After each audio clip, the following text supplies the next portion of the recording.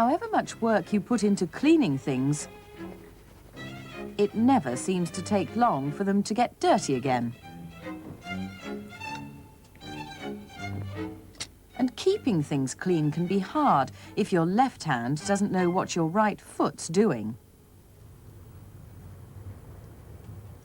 Why is it important to get rid of dirt? What harm can dirt do if you don't keep it under control?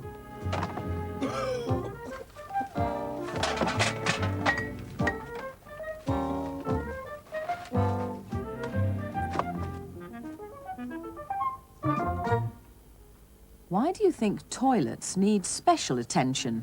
What dangers could there be if they're not properly cleaned? And why should you always wash your hands after going to the toilet?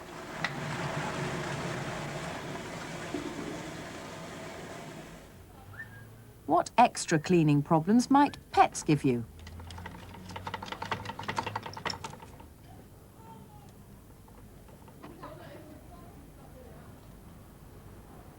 How can you get rid of dirt? The simplest way is called abrasion. The brushes scrape the dirt off the pavement and into a collecting box. You can use abrasion to scrape the dirt off an elephant. And once the dirt is loose, this mahout uses water to wash it away. When do you use a mixture of water and abrasion?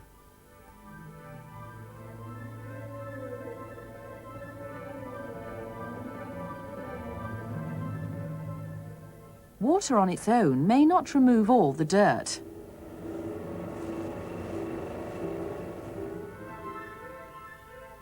Cats have rough tongues. How does that help them to get clean?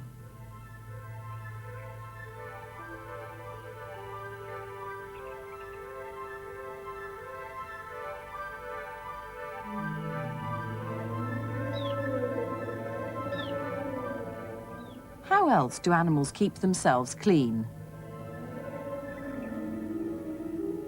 What about baboons?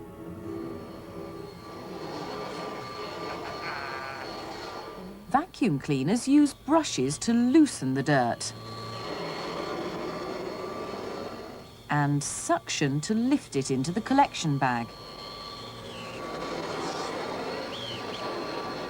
Suction is also useful for clearing storm drains. They sometimes get blocked by leaves and other rubbish. This has to be sucked away to get the water flowing again. But sometimes abrasion and suction aren't enough, and you need to use chemical action. If your kettle gets all furred up, the best way to get it clean is to use a chemical called a descaler.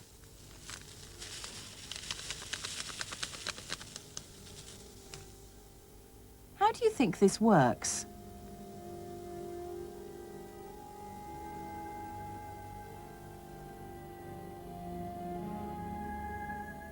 And what other things do you clean with chemicals?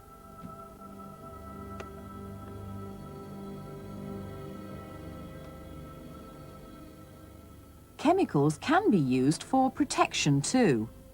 Ducks take oil from a special gland and smear it on their feathers. This makes them waterproof and helps the ducks to float. Putting wax on a car protects the paint and makes it easier to wash off the dirt next time. You use both abrasion and chemicals when you clean your teeth. Can teeth be protected by chemicals? Some toothpaste contains fluoride, and fluoride is supposed to protect your teeth. What attacks your teeth is acid, and acid attacks eggshell too, so if fluoride protects your teeth, it ought to protect eggshell. This special mouthwash has lots of fluoride, so it ought to be better at protecting eggshell. Why do you think he's using 2 eggs? And why is he treating only half of each egg with fluoride? How would you test to see if the protection works? First, wash the chemicals off the eggs. Then put them both in acid. This egg has been treated with toothpaste. And this one with mouthwash. Both eggs fizz a bit, but the right-hand end of this egg was protected by the mouthwash and is not being attacked by the acid. What fair test would you do to try and find out whether fluoride toothpaste works? Don't forget to keep brushing your gums. And what else matters if you want to avoid tooth decay?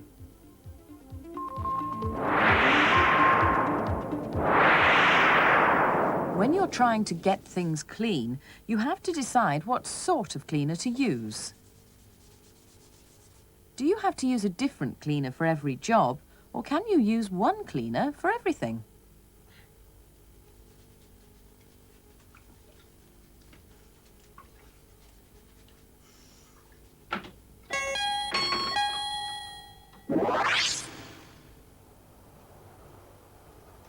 There are an awful lot of cleaners in the shops. How do you decide which ones to buy? And how would you sort them out to find out how they work?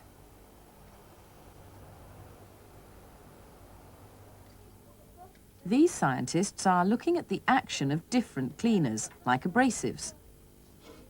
Abrasives clean like little brushes by scraping off the dirt.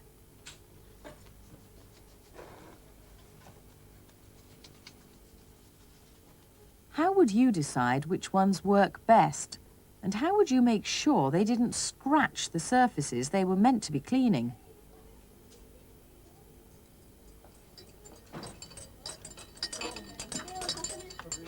One important job for cleaners is getting rid of stains.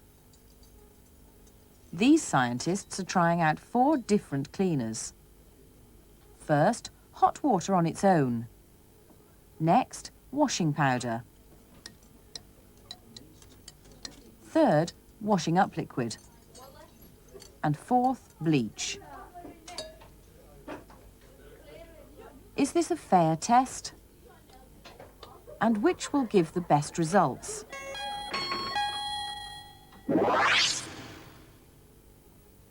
Bleach has removed everything except the paint. But washing up liquid isn't much use. Can you always use bleach on stained clothes?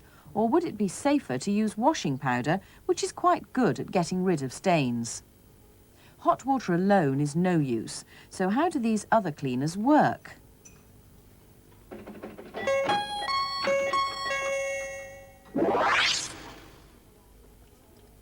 Washing powder contains detergent.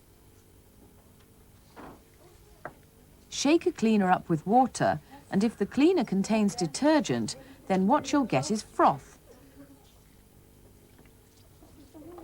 To test for bleach in a cleaner, use cobalt chloride paper. Bleach turns cobalt chloride paper black.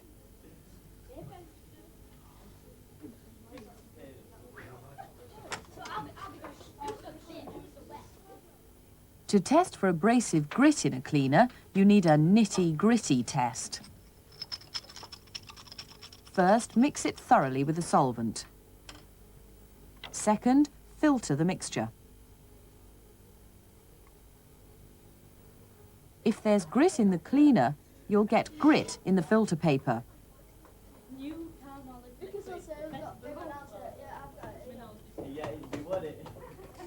What else might you find in cleaners? Some cleaners contain acid, and an easy way to test for acid is with indicator paper.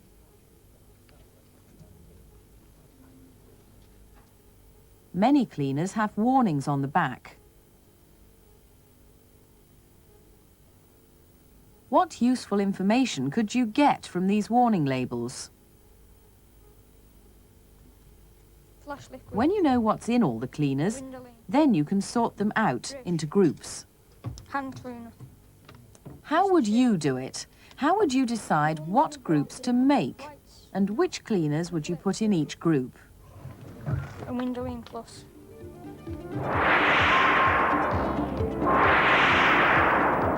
If you had to wash your own clothes, which powder would you choose? Which brand is best? Do you believe all the ads on the telly?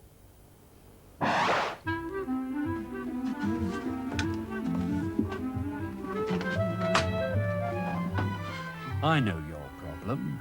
It's wash day and you're confused by wash day doubt.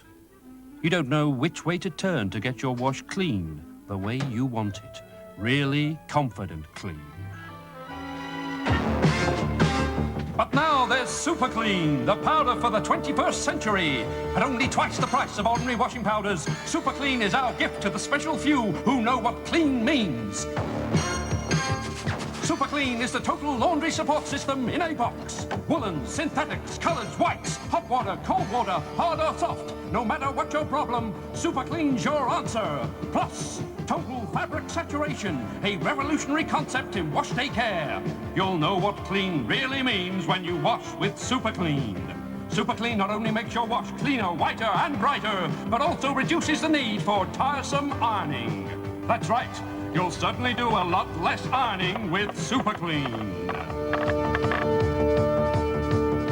Super Clean, science's gift to bring joy and happiness every time you wash your clothes. Someday, all washing powders will be made this way. What fair test could you do to compare different washing powders?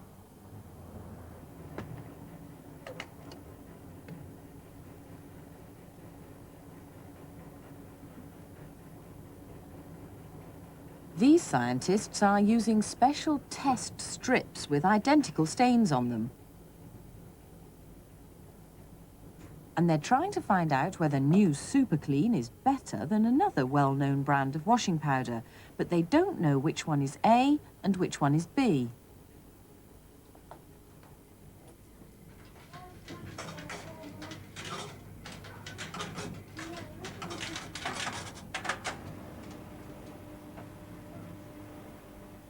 Do you think there'll be any difference? Do you care?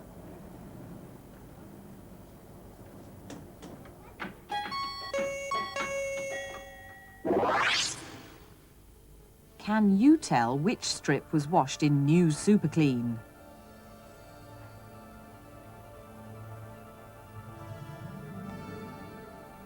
When scientists want to study cleaning, they go to great lengths to make their tests fair. This is international standard dirt. If you want to compare vacuum cleaners all over the world, then the only way to keep the tests fair is to make sure they're all done with exactly the same sort of dirt. To test vacuum cleaning on a real carpet with ordinary household dirt, a scientist might use a special vacuum cleaner that collects all the dirt in a box.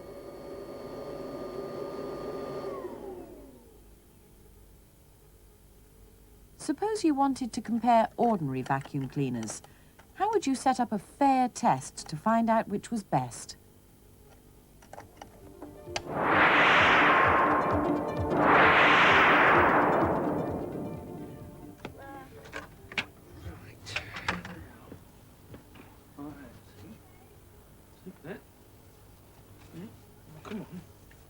What sorts of problems are there about getting things clean in the world outside?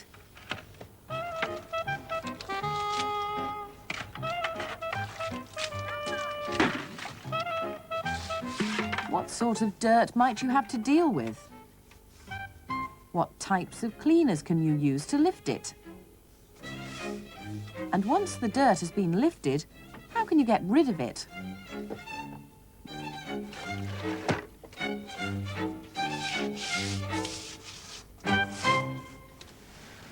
If you have to clean a building, there are various ways of removing the dirt. You may be able to knock it off with a high-pressure water jet. Or you may find it's better to use a chemical cleaner to lift the dirt and then wash it away with the water. sort of cleaner do you think might be effective?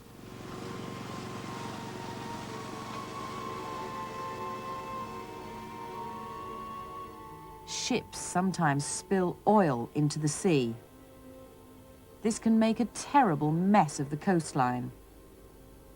How would you try and clean it up before it gets to the shore? How do you think straw might help? And can you think of any chemical cleaner that might get the oil out of the water? If it settles on the beach in thick, sticky chunks, then clearing it up is a mechanical problem.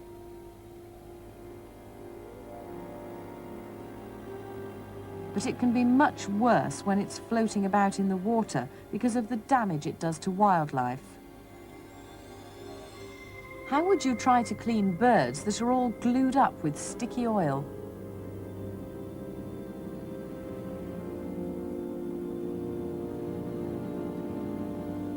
If you wash them with detergent, you may wash off all their own oil as well, and then they'll sink when they get back in the water.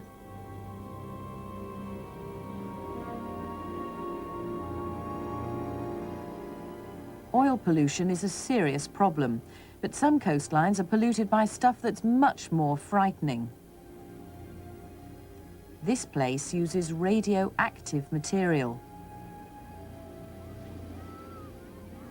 Although the beach looks safe enough, these scientists are studying the level of radioactivity in the sand. Radioactive dirt is dangerous. There isn't enough of it to see, but the Geiger counter can detect minute amounts. How do you think it could be cleared off the beach? If the radioactive dirt gets onto the beach, do you think it could also blow through the air and get into the houses inland?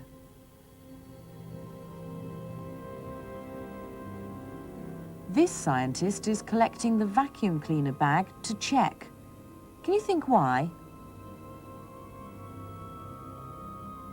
Suppose there was radioactive dust in the house. How would you try to get rid of it?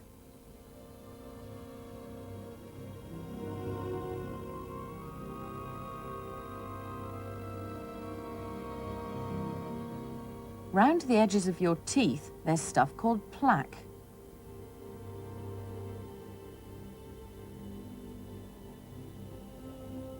It looks like dirty bits of old food, but in fact this stuff is alive.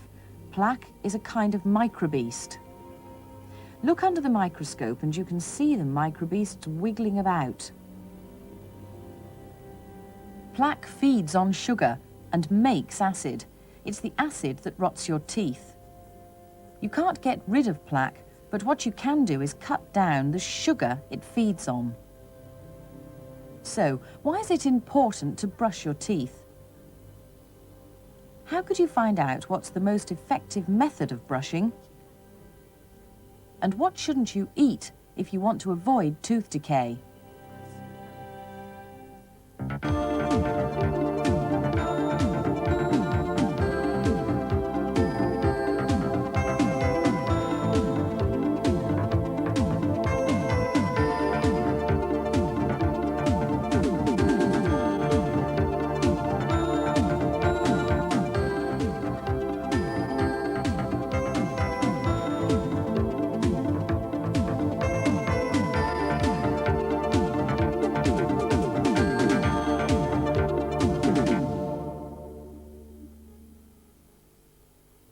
A book to accompany Scientific Eye has been published by Bell and Hyman and is available from your local supplier and most good booksellers. This support book won the first school book award from the Times Educational Supplement.